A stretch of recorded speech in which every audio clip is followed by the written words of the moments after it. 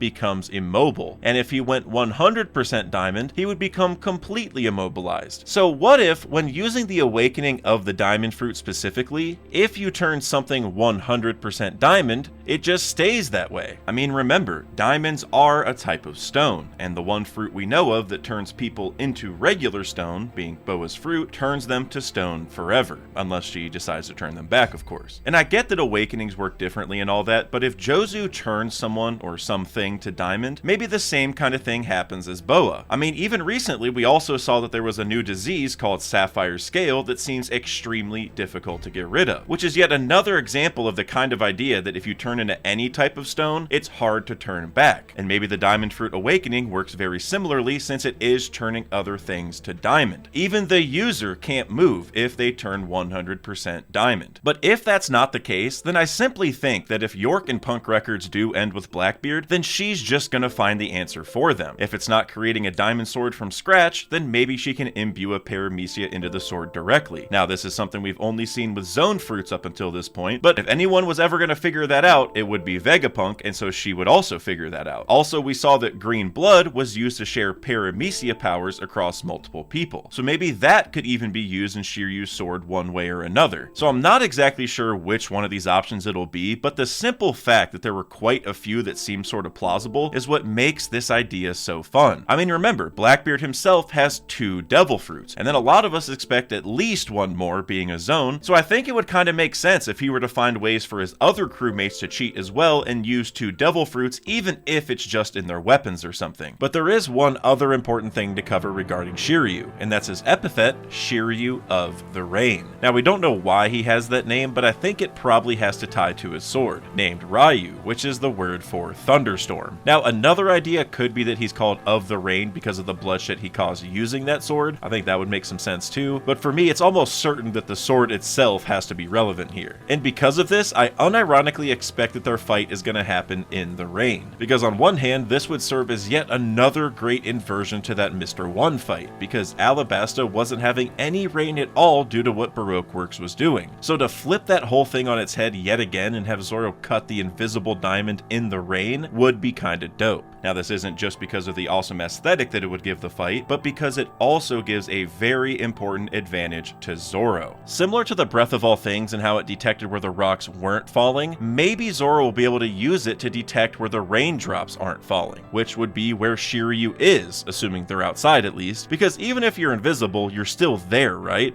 The raindrops are gonna hit you just as they would normally. So if Zoro can tell where the raindrops aren't falling, then you would have a pretty clear idea of where Shiryu is at all times. And now maybe you're thinking that Zoro could just use observation Haki to find him, like I mentioned before, something like what Fujitora does might work, but as we saw with both Queen and Sanji, invisibility is still not that simple to detect. I mean, did you even know that Shiryu is lurking away in the corner of this panel? And we even saw earlier in the raid on Onigashima that Sanji was able to steal Momo right between both Queen and King before they could realize what happened. And Sanji also didn't detect Queen when he was distracted before that whole who actually hurt Osome thing. Now, it's important to note that when Sanji did defeat Queen, he was able to detect him before using Ifrit Janbei. So obviously it is possible, but if the only people who've done so are Sanji, who's very proficient in observation Haki, and King, after he had time to realize what happened, then it will definitely be a challenge for Zoro, whether he's world's strongest swordsman or not. So by having the fight take place in the rain, it creates some sort of buffer for Zoro almost, making it just a little bit easier to counteract Shiryu. Because here's another interesting thing to think about. We know that it's possible to cancel other people's observation Haki with Conqueror's Haki. Shanks was said to be able to do this in Volume 4 Billion, which came from Film Red. Now, I'm not saying Shiryu is on the level of Shanks, but you have to admit that it would be an extremely powerful ability specifically for someone who can turn invisible. Like, even if Shiryu can't cancel it completely, just messing with it even a little bit could go a long way. And you know, if Blackbeard's crew does end up beating Shanks's before we fight the Blackbeard crew, then maybe Shiryu and the others maybe will have a chance to improve their Haki leaps and bounds and learn some of these techniques as well. I mean, remember, Shiryu was on par with Magellan before getting the invisibility fruit and having 2 years to train with the crew or whatever, so if there was anyone that could unlock some serious Conqueror's Haki on that crew, Shiryu is probably a good bet. So if Shiryu can mess with Zoro's observation Haki, then having it rain while they fight would be a good way to kind of restore Zoro's chance of finding him. It would no longer be about detecting Shiryu specifically, but about listening to the raindrops around him and where they are or aren't going. And if there is a difference between the Breath of All Things and Haki, even if just a subtle one, this is a really good chance for Oda to dive into that, and maybe the Voice of All Things somehow as well. And then I also think that since Shiryu and Zoro both have these sort of thematic ties to hell, then it may also be the battle where we learn a lot more about cursed blades, because so far the Katetsu series are the only ones we know of, where Zoro has the Sandai Katetsu that he got in Logtown, and then we saw the Nidai Katetsu in Wano, which was forged by and still belongs to Tenguyama aka Kazuki Sukiyaki, and then the highest graded one, the Shodai Katetsu, has long been rumored to belong to the Gandhi looking Gorosei guy, Saint Ethan Baron V. Nushiro. And the reason for this is that the hilt and guard of his sword share similarities with the other from the Katetsu series. Now, some of you might think that Enma should be a cursed blade since it acted so out of pocket during that arc, and you know it's literally named after the god of hell in Buddhism, but it isn't one. However, on the other hand, I wonder if we're gonna find out if Shiryu's Ryu is also one, because it could help explain his killer intent since the owners of cursed blades were also said to end up dead. So maybe he was kind of satiating the sword's desire to kill people or something while he was running Impel down. Because honestly, we don't know that much at all about cursed blades right now, other than the fact they pretty much exist. Like, we don't know how they were made or when or anything. So I feel like really any additional context on them from this fight would be very welcomed. I mean, since Sukiyaki created the Nidai Katetsu, that kind of means it's gotta be a rather recent one. But if Nustro has the Shodai Katetsu, and he might be from the Void Century, although I guess it's not confirmed yet, there's kind of a bit of confusion there about when these swords were all made. And you know, kind of building off of that, I think in a lot of ways, Shiryu's fight with Zoro could almost act as a perfect setup for our fights later against the world government. Now, I know some of you may think the Blackbeard fights will happen after or at the same time as the government fights, and I honestly totally get that side of things, but for argument's sake, let's just assume that the Gorosei are the final ones. Because while Shiryu does have ties to a type of hell, almost nobody has clearer ties to the real hell than Imu and the Gorosei. You know, for example, Saint J. Garcia Saturn just showed up in his Ushioni form, which came out of a pentagram circle thing. And the only time we've seen something like that was Brook's time skip, where that one was said to literally summon a demon from the underworld. Also, Imu's one physical attack in the series looked like a devil's tail, or a YouTube thumbnail arrow maybe. So while Shiryu and Zoro will definitely have some ties to the underworld, I don't think it'll even compare to when we fight the Gorosei, especially when Zoro fights V Nustro specifically, assuming he does, because they may all literally be demons of some kind. In some ways, I almost think the Gorosei are like Imu's version of Blackbeard's level 6 prisoners, because I mean, think about it. There are 5 Gorosei, and Blackbeard got 5 total people from level 6, and in each case, the swordsman out of the group was sort of the wild card, because Shiryu was locked up and freed separately from the rest, and Nustro is the only one we've seen wearing something other than a suit. So what if the Gorosei at one point were like the most dangerous demons in the actual underworld or something, and then maybe Imu recruited them and freed them? This topic is actually something I'm going to cook a full video on in just a couple weeks, because the parallels between Imu and Blackbeard run even deeper than that. So make sure to subscribe if you haven't already, and I hate to keep teasing videos here, but one other really cool connection is that in Impel Down, only one person ever escaped before Luffy got there, and that was Shiki. And now he's lurking, just waiting to put his long-term plan into action. So what if someone paralleled that a long time ago and escaped the actual underworld? Or what if there was just a full breakout at some point, and that's even how the devils got into the devil fruits? I think there's a lot to theorize on here. The underworld is one of my favorite topics in the story, and not just because Brook is my favorite character, and that's why I need to save these topics for entire future videos. And I really hope you guys subscribe, because I plan on dropping content every week or two for the foreseeable future, and the goal this year is definitely to hit 100k, so every little bit helps. But most of all,